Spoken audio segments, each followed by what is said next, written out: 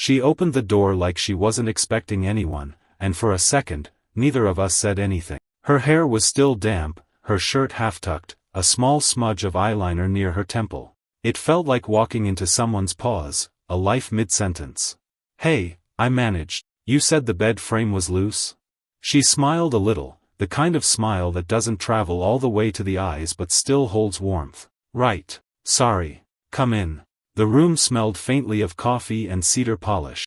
Afternoon light cut through the blinds, catching the dust in slow motion. She led me to the bedroom, not with any kind of hesitation, just comfort. Like it was normal. Like it wasn't strange that a 20-something guy she'd met through a freelance job was now standing in her room, toolbox in hand. The bed frame creaked when I pressed on it. "Yeah," I said, crouching. "It's just the center support. The screw's half out." She stood behind me, close enough that I could feel her presence before I heard her voice. "You always this handy, Eli?" "Mostly just when something's falling apart," I said. That made her laugh, low, soft, like it came from somewhere deeper than she meant it to. I worked in silence for a while, trying not to think about the sound of her moving around behind me, the whisper of her sleeve against her skin, the click of her bracelet. Every small sound felt amplified in the still room. When I reached for the last screw, my hand brushed hers, barely. Just skin on skin, a second too long. She didn't pull away.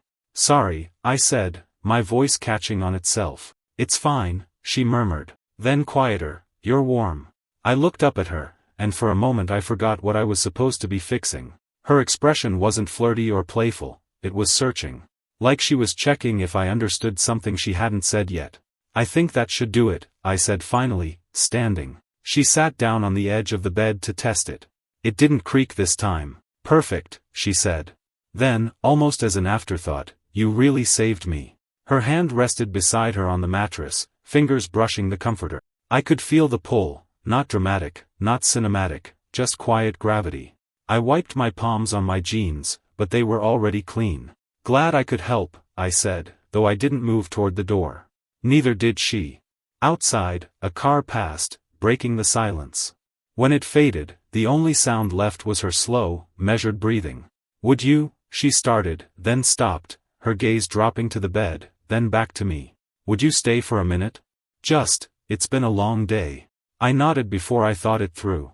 She shifted over, a small gesture, space made, but not too much. The room felt suddenly smaller, the air heavier. I sat down beside her. The mattress dipped. She turned her head just slightly, enough that her hair brushed my shoulder. Neither of us said anything. The ticking of a clock filled the space where words should have been. Then, a knock at the front door. She froze, breath held. I turned to her. She didn't look away. "Don't," she whispered. "Not yet." The knock came again. Louder this time.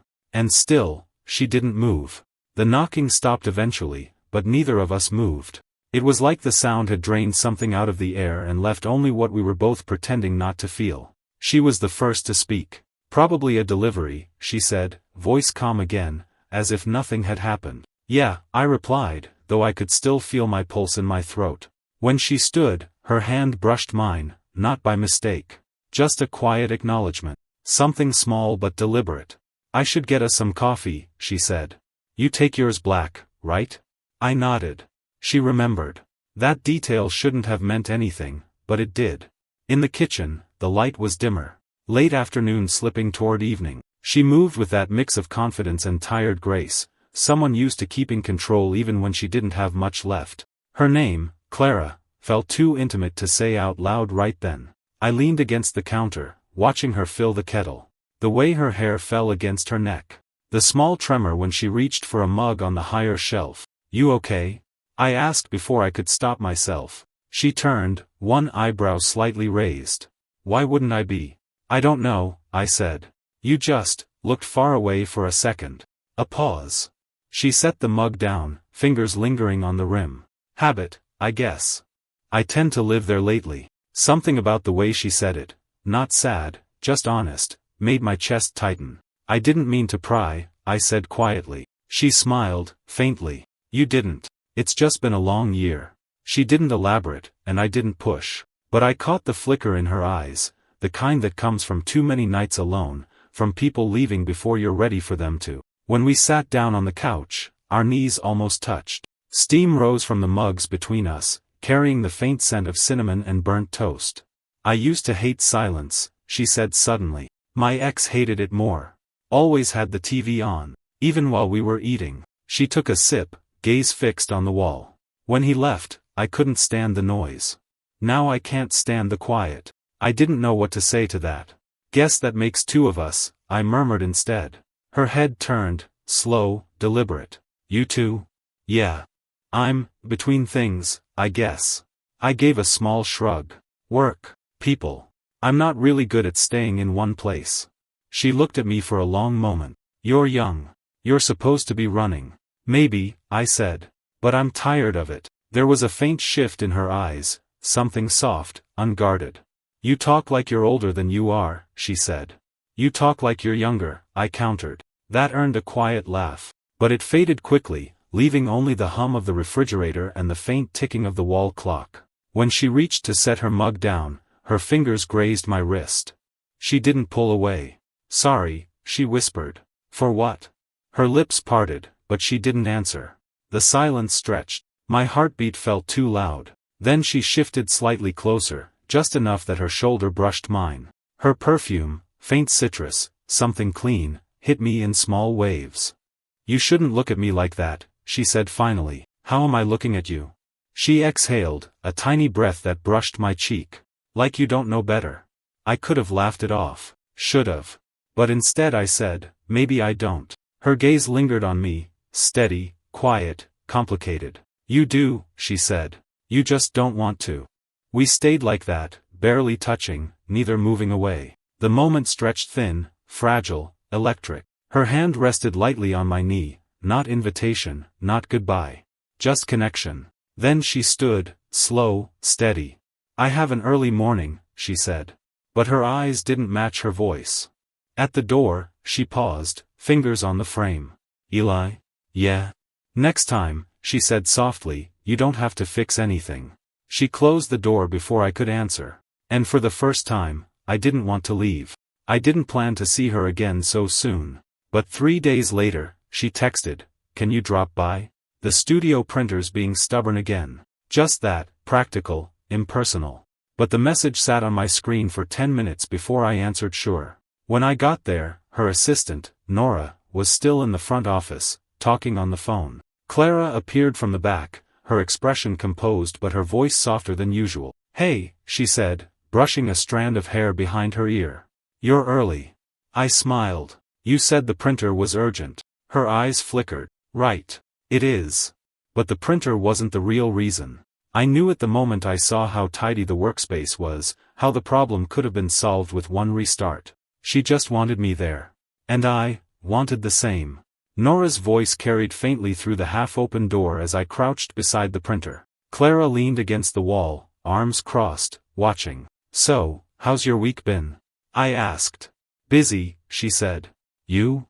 Thinking about fixing things that aren't broken. She smiled, small and quick, like she wasn't supposed to. You shouldn't say things like that here, she whispered. Why not? Her gaze darted toward the office door. Because people talk. And I already give them too much to talk about. There it was, the first open crack in her armor. She stepped closer, voice low. I'm your client, Eli. That's all. Her words said boundary. Her nearness said don't leave. I reached past her for the power switch. The brush of my shoulder against her arm made her breath catch. Then, a sharp knock at the door. Clara jumped back like the air itself had burned her. Nora peeked in. Clara? Client call in 5 minutes. Right, Clara said, quick to recover. Thanks. I'll be there. When the door closed again, silence fell heavy between us. She suspects something? I asked. Clara shook her head. No. But she's perceptive. I finished the repair and stood. She was closer than I expected, close enough that her perfume blurred the space between us. You shouldn't keep calling me for these things, I said. Probably not, she murmured. But you will? She met my eyes, then looked away. I don't know what I'm doing, Eli. Her voice faltered. Just what? I asked. She exhaled. Just like having someone around who doesn't expect anything from me. The irony stung, because I did expect something. I just didn't know what to call it. She turned toward the window, hands tightening on the edge of the desk. You're too young for this. Too young for what? For understanding how messy it gets when you start wanting something you shouldn't. I took a step closer. You think I don't already know? Her lips parted like she wanted to argue, or say something else entirely. But she didn't move. I reached up, brushed a strand of hair from her cheek. My hand lingered, too long, too obvious. Her eyes closed for half a second. Then her phone buzzed on the desk, sharp and sudden. She pulled away, turning to check the screen, a message from someone saved as Mark, attorney. She read it, expression shifting into something unreadable. I have to go, she said. Is that just work? She cut in. But her tone was distant now, almost brittle. I nodded, stepping back. Right. Of course. I reached for the door, but she caught my wrist, light, tentative. Eli, she said quietly. I turned. Her eyes searched mine, full of something she wouldn't name. You make this harder than it should be. My voice came out rough. Then tell me to stop. Her fingers didn't let go. I can't, she whispered. The phone buzzed again between us, ignored this time. And in that suspended moment, inches apart, both of us knew, it was already too late to pretend it meant nothing. It rained that night, not a storm, just a steady, quiet kind that turned the street silver. I hadn't planned to see her again. But she texted anyway, can you stop by? The roof's leaking near the window. She could have called anyone else. We both knew that. When I got there, her hair was tied up, loose strands sticking to her temples. She looked like she'd been pacing. Sorry, she said. It's dripping onto the floor. I tried a towel but, it's fine, I said, stepping inside. Show me. The leak was real this time, a slow drop from the ceiling near the window. But the tension between us was louder than the sound of the rain. I grabbed a bucket from her kitchen and set it under the drip. There. Crisis contained. She smiled faintly, arms folded. You make everything sound easy. Maybe it is. She turned toward the window, the city lights reflecting off her face. You shouldn't be here. Then why'd you ask? She didn't answer. We ended up sitting on the floor beside the window, the rain muffling the silence. The air was cool, and the only light came from the street lamp outside, soft, fractured through the glass. Her knee brushed mine. Neither of us moved. I keep thinking this'll pass, she said. What will? This thing between us. Her voice was steady, but her hands weren't. It shouldn't exist, Eli. You're younger, I finished for her. She nodded, still staring out the window. And I should know better. I watched her profile, the curve of her jaw, the small tremor in her throat when she swallowed. You do, I said quietly. But knowing doesn't help. Her breath hitched, not loud, just enough for me to feel it. You think this is simple, she said. That it's not simple, I cut in. That's the problem. She finally looked at me then. Really looked. Her eyes searched mine, like she was looking for an exit and finding none. I don't want to hurt you, she said. You already have, I said, voice low. Her lips parted. Eli, I can't stop thinking about you. The words hung there, raw and unplanned. The kind you can't take back. Her shoulders tensed, and for a long moment she didn't breathe. Then she exhaled, a shaky sound that cracked the air between us. You shouldn't say that. I shouldn't, I agreed. But it's true. She closed her eyes, leaning her head back against the wall. You don't know what you're asking for. I'm not asking, I said. I'm just, here. I reached out, slowly, giving her every chance to stop me, and brushed a strand of hair from her face. Her skin was warm under my fingers. She didn't move away. Eli, her voice was barely a whisper now. When she turned toward me, the space between us vanished until there was nothing left but breath and heartbeat. I could feel the rain through the glass, cold, and her body, just inches from mine, warm, trembling. You don't understand, she murmured. If I let this happen, then let it, I said. Her eyes opened, wide and uncertain. You'll regret it, she said. Maybe, I said, leaning closer. But not tonight. She froze, caught between leaning in and pulling back. The air thickened, time stalling on the edge of something irreversible. Then her phone rang from the table. A harsh, bright sound that cut straight through the moment. Neither of us moved. The screen lit up the dark room. Mark, attorney, again. The ringing stopped, leaving only rain and silence. Her voice came out broken. Eli, what are we doing? I met her eyes. I think we're about to find out. And before she could answer, I reached for her hand, the first real touch that neither of us pretended was accidental. The next morning, I woke to her text. Short. Measured. Like nothing had happened. Thank you for coming by. The leak's fine now. Don't worry about it.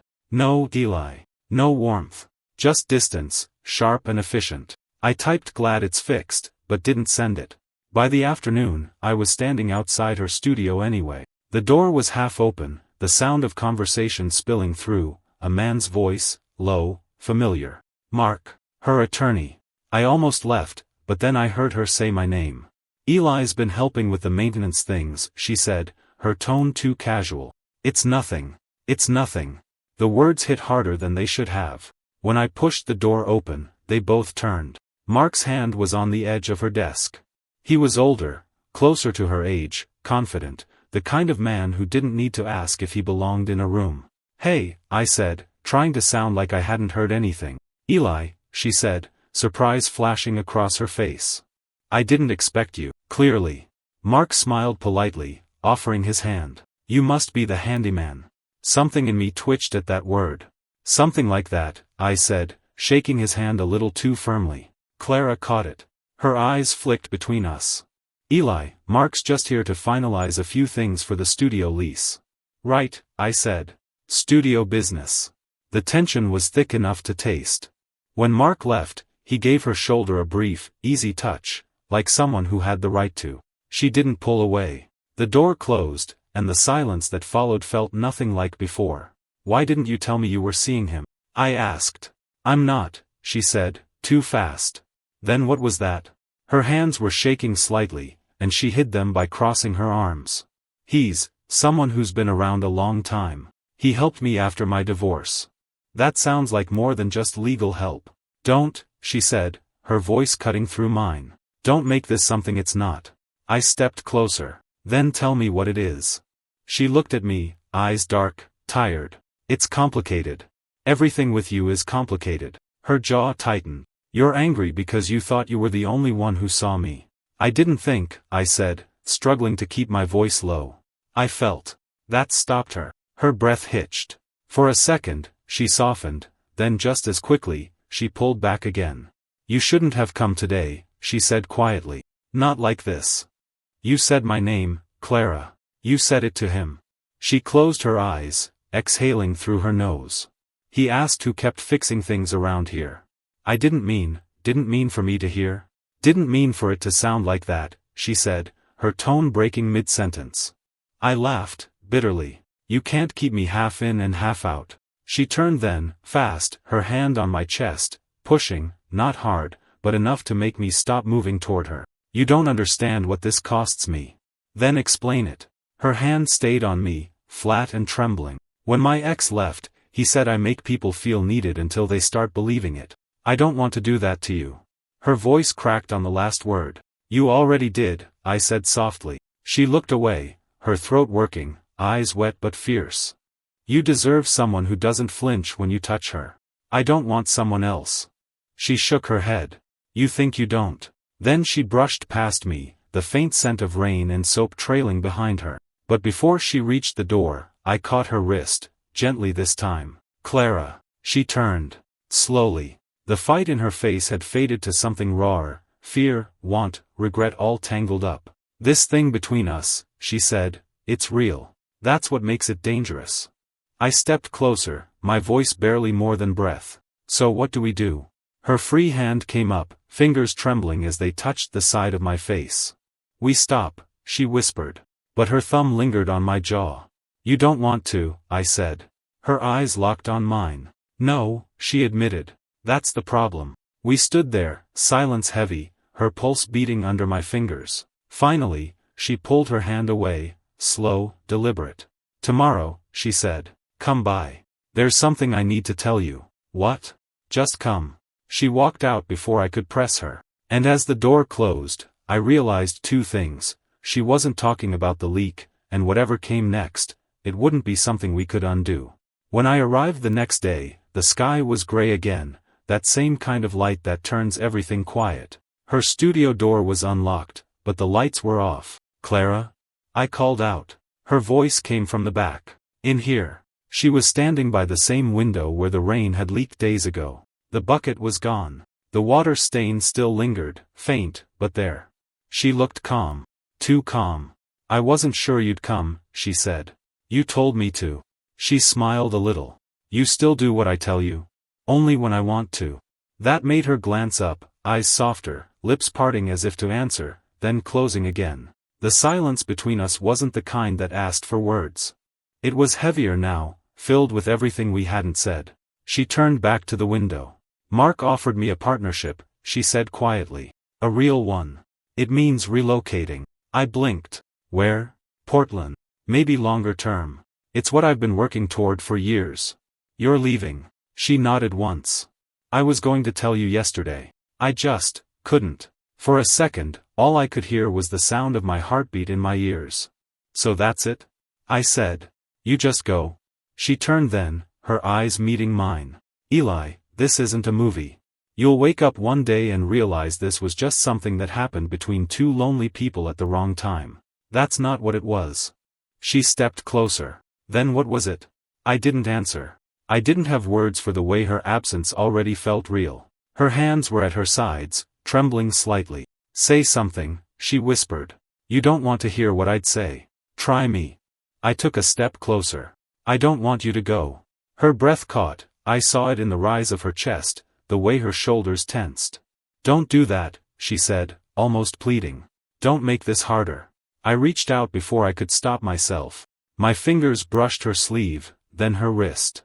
She didn't move away. "You already made it hard," I said. She laughed softly, a sound that cracked halfway through. "You have no idea how long it's been since someone made me feel seen. Then don't leave that behind." Her hand came up to my chest, flat against my shirt. I could feel her pulse through her fingers. "If I stay," she said, "I'll cross a line I can't uncross." "You already did." Her eyes lifted to mine, searching, scared, wanting. The air between us felt charged, thick with every no we'd ignored. I leaned in, slow, close enough to feel her breath on my face. Her voice dropped to a whisper. "Eli, tell me to stop," I said. She didn't. Instead, her forehead rested against mine, a fragile touch, quiet and desperate. "You make me feel alive again," she murmured. "So stay alive with me." Her breath hitched. "You don't understand. It's not that simple." "It never is," I said. For a long moment, we just breathed, the world outside disappearing, the air thick with something raw and real. Then she stepped back. One slow, painful step. Her eyes shone, but her voice was steady. "If I stay tonight, I'll never leave. And I need to." I nodded, though it felt like breaking. "Then go," I said. "But don't pretend it didn't mean anything." She reached up, touched my cheek once, gentle, final. It meant everything. And then she was gone. 2 months passed. Enough time for the seasons to shift, for the air to lose its chill. Enough time, I thought, to forget. But forgetting her wasn't something time knew how to do. I'd gone back to fixing things, apartments, shops, small jobs that kept my hands busy and my head quiet. Every time a door creaked or a floorboard gave, I thought of her voice saying, "You always fix what's falling apart." Then one afternoon, she came back. I heard her before I saw her, that familiar knock, soft but certain. When I opened the door, there she was, standing in the hallway with her suitcase at her side. "Hi," she said. My throat tightened around the word. "Hey." Her hair was shorter now. She looked rested, but her eyes carried the same warmth I remembered, steady, searching, unguarded. "I didn't stay long," she said. "Portland wasn't home."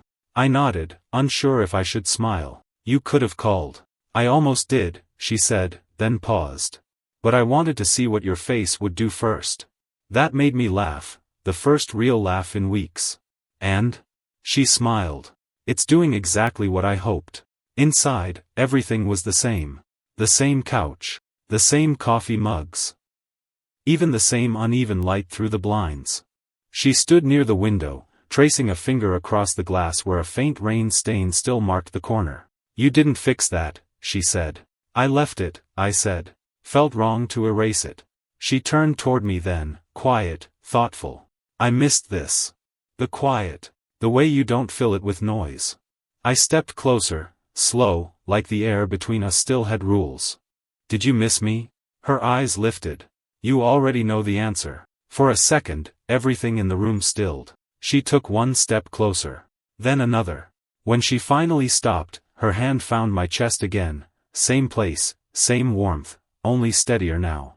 I was scared, she said softly, of what people would think. Of how wrong it might look. But I'm more afraid of not knowing what this could be. I reached up, brushing my thumb along her jaw. She leaned into it, eyes closing for a breath that trembled halfway out. I don't care how it looks, I said. You make sense to me. Her hand slid up, fingers curling around the back of my neck. You make me feel seen. That word again, seen. The one that had started it all. She leaned in then, not rushed, not hesitant, just inevitable. Her forehead pressed against mine, her breath warm between us. No speeches, no promises. Just stillness, the kind that feels like finally arriving somewhere you didn't realize you'd been heading all along. Her voice came as a whisper against my skin. So this time, she said, you staying? I smiled, eyes closed. If you want me to. She nodded, her hand tightening slightly in my shirt. Then stay. And I did. We sat together on the couch, her head against my shoulder, rain pattering lightly against the window, the same sound that had once filled the silence between us. Only now, it didn't feel like silence at all. It felt like peace. She reached for my hand, threading her fingers through mine. Neither of us spoke. We didn't need to. The space between us, once fragile, once forbidden, had finally settled into something real. The kind of quiet that doesn't ask to be fixed. 9.